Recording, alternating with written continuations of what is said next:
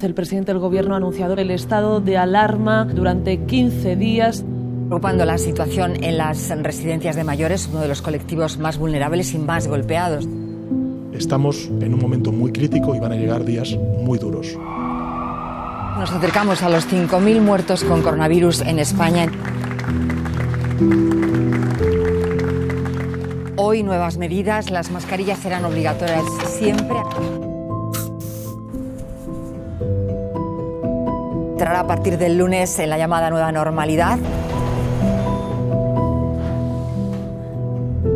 Encara que sembli impossible, d'aquí a 10 anys, 75 milions de persones ja s'hauran oblidat del coronavirus.